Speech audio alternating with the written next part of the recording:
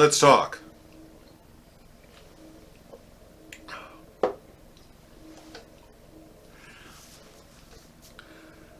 If there's one truism you learn in the SCA, it's that people who are trying to design their device will find every rule that you're not supposed to break and try and break it.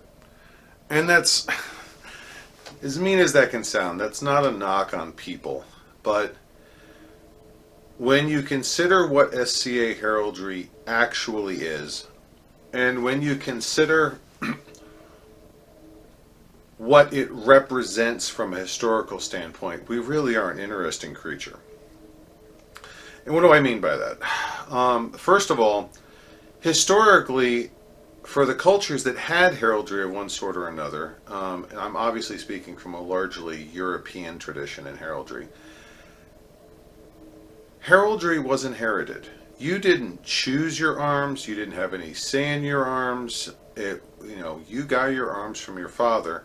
And depending on the culture, that was either strictly inherited, or maybe your parent was wealthy enough that they purchased arms, or perhaps they married someone who had arms, and by the law of marriage, they became part of a family, and the family carried the arms. That was how you got arms. Now the SCA, of course, you may choose your own arms, or and actually two things you can choose are arms and devices, and that's kind of a separate subject.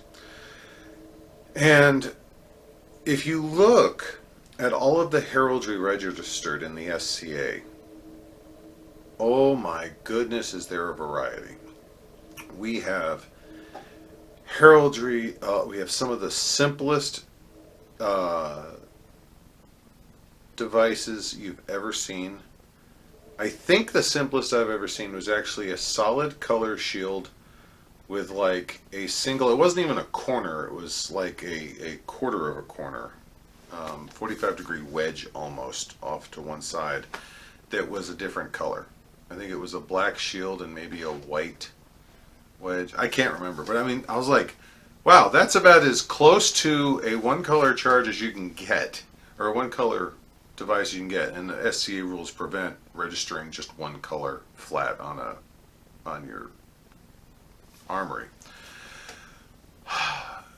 I've seen some that the complexity level was through the roof, and I've seen plenty that they were so complex they were never registered. They were submitted and the College of Arms rejected them because they violated the complexity rules. So you just have this spectrum. And one of the things that always comes up when someone, especially when I'm talking with someone anyway, about registering their heraldry, I want to design my device, I want to design my arms, I want something that says me. At one level or another, they want to get as much of their life story onto that little picture as they can. Now, to be clear, there is certainly some representation which is absolutely appropriate. If you are some sort of a craftsman, an icon of a tool is absolutely appropriate. A saw, a carpenter's square, wing dividers, scale. Those are absolutely appropriate for arms for someone who is of that skill set. Someone with a persona or a strong interest in the nautical or the maritime mercantile economy. Heraldry associated with ships or with open ocean or with sea life. That is absolutely appropriate. That's well within the spectrum of how we in the SCA treat heraldry. Swords. Everyone and his brother wants a sword on their arms. Now let me back up, and there's a little bit of actual historical anthropology there. Swords, first of all, swords and heraldry, in real life heraldry, are not quite as common as they are in the SCA in some respects, but they're absolutely historical. We have them recorded. I've seen rolls of arms with just swords after swords after swords in them. Swords are a cultural icon for a very important reason. They represent the first tool ever made by man that was specifically designed for the sole purpose of visiting violence on another person.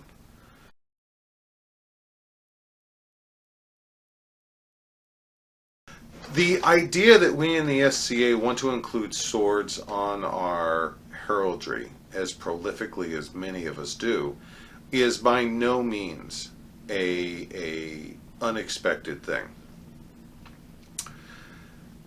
But I really, really would like everyone, especially those of you watching this who haven't chosen your heraldry yet, some of you might not even have thought about it. Oh, I have to, or I have to pick heraldry. Well, first of all, you don't have to pick heraldry. I can count a lot of peers who have not registered their heraldry yet. I know for a fact we've had at least one queen of Ansteora who, when her consort won crown tournament, she was nudged by her peer at the time that, no, you're going to have arms in the pipe to be registered before coronation. So trust me, there's no requirement to get heraldry. But a lot of people jump at it. They're like, I want to register heraldry. This is cool. This is a great idea. And yes, it is. And if you want to register heraldry, let me encourage you. It's a wonderful thing to do. But let me explain to you the mindset that you really should encapsulate in your attempts to design your arms or your device for the SCA or your badges. First of all, the function of heraldry is identification.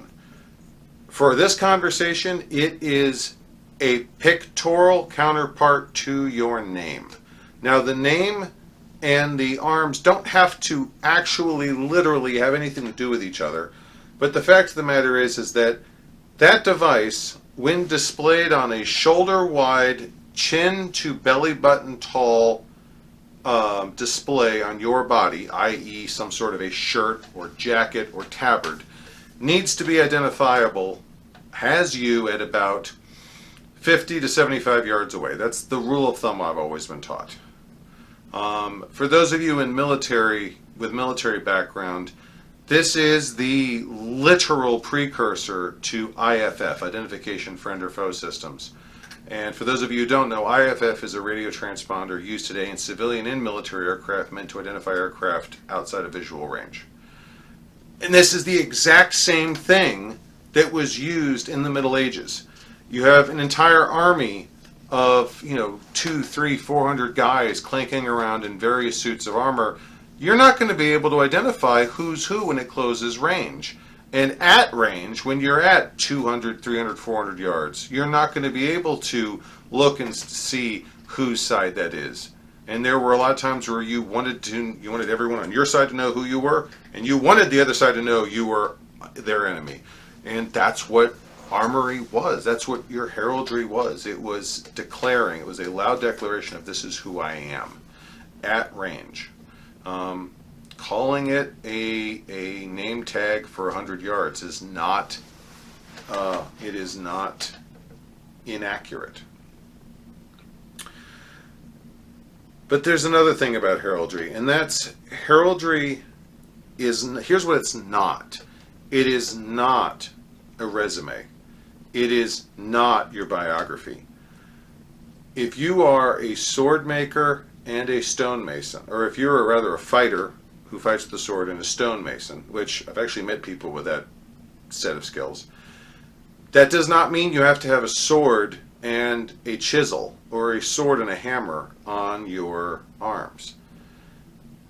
If you are a sewer and a scribe, that does not mean you have to have a needle and thread and a quill on your arms. As a matter of fact, many arms at first glance don't have a readily apparent association with their holder. If you look at the arms of many people, knights, peers, many of our long-standing grant holders in the kingdom, a lot of their arms don't pictorially represent what they do or who they are. And that's because that's not the purpose of the arms. The mission of the arms, the mission of the device, is to identify you at distance. It is not to give a resume. So,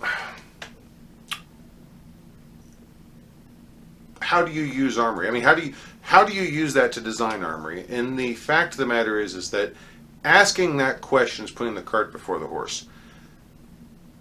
The only thing you need to do with your armory is like how it looks. Seriously, that's all you need to do.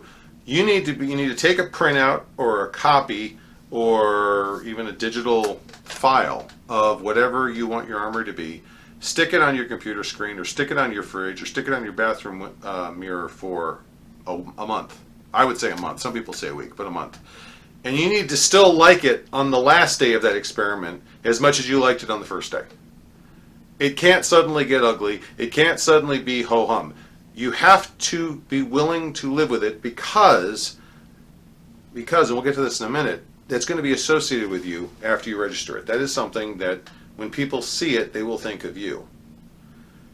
So, how do you choose what you want to go on there? And I can see the questions. It's like, but I do this, I do this, I do this. All of that is irrelevant. All of that is irrelevant. So, next question. I've been asked this. But then what do the arms mean? Here's the answer. Here is the answer. You give them meaning. You do. You can put anything you want on there. It means nothing until you give it meaning. What do I mean? What do I mean? If someone has arms that are a purple field and a white songbird on it, what does that mean? It doesn't mean anything. But if the guy with the purple field and the white songbird is making it to every fighter practice and goes to every tournament, and no matter how he does on a technical level, he is chivalrous and he is polite and he is courteous, that says something about him. That gives those arms meaning. And while a white bird in a purple background means nothing literally, when you see those arms and you have seen the man wearing them who's putting the time in to learn, you will associate that image with a fighter who is learning, who is willing to put in the hard work. If you see those arms, and every time you see them when he's not on the field, he is up to his elbows helping to wash dishes, or helping to clean up the feast hall, or helping to sweep the floor. Those arms carry no inherent meaning. Again, a white songbird means nothing. But you will associate seeing those arms with him working, with him putting in the extra hours, with him putting in the extra time, with him putting in service. If every time you see those arms, and he's not cleaning the floor, not doing dishes, and he's not on the list field, no, but if every time you see those arms, he's in a class, and he's taking notes, and he's helping other people learn, you will associate that image of a white bird on a purple background with a student who is eager to learn, who is helping others learn, who is a positive influence on the artistic community. Your actions while displaying that heraldry are what give it meaning. Meaning is not given to you. It is you who give that image meaning. You can look at my heraldry right here. What does it mean? It's a bird on a pair of chevrons. We could make some inferences, but truth be told, there's no inherent meaning. There isn't. The people who know these arms, they look at them and they know me, and the meaning behind that heraldry has nothing to do with the bird or the chevron. It is the literal thousands of hours of work I have put in that they have seen me. They have been there next to me, and I have been there next to them. I've put the hours in. I have invested the energy to give my arms meaning. That is what your arms mean. That's how you choose your heraldry. Like I said, pick something that looks cool. Pick something that looks nice. If you're a fighter, you don't have to have a weapon. If you're an artisan, you don't have to have a tool. You don't have to have anything aside from the minimum requirements of something that's heraldic. For arms, you have to have a background and a central charge, and you have to not look like anyone else. The actual details, yes, there are a lot of details. Herald's going to herald. Go talk to an armory herald, because there are rules. There are guidelines for how you do this, and it's like talking to a doctor or a lawyer. You want to talk to a specialist, and yes, I encourage you to. But go into it understanding all you need is a pretty picture. Seriously, all you need is a pretty picture. You give that armory meaning, and it takes time, it takes energy, it takes effort. But you give that heraldry meaning. And that's how you take your heraldry, your device, and that's how you make it yours. By giving it meaning, giving it a meaning that you're proud of, you're proud to display. So the next time you set up camp, or the next time you display a banner, you can put your heraldry up there, and your friends and the people who know you will be able to look at that heraldry, and they'll be able to say, I know who that is, and I know what they stand for. So it's not an all complete answer. The art of choosing your heraldry and the art of selecting what goes on that device, it's a complicated process, and it's one that takes time. If you've just joined the SCA, please take your time. You don't even have to discuss this. Like I said, you don't have to get your heraldry registered really anytime. But it is a big decision. It is a process that you want to talk to people about. But most importantly, it is something that there's a lot of misconceptions about. So take what we've talked about here, add that to your list of knowledge. And if you're ready to go register heraldry, go register it. And if you don't want to, if you're not ready, and if you just want to go do something else, then put it on the back shelf and go do something else. That's what this is all about. Most importantly, it should be enjoyable. This really shouldn't be an arduous process. If it is, maybe it's time to take a break and do something else, because sometimes a good idea just turns out rough on you. But that's what I have for the conversation. I wanted to throw that out there for the benefit of obviously everyone, but I felt like it was a pertinent topic. So thank you very much for joining me. I look forward to seeing you at the next event. Goodbye, and God bless.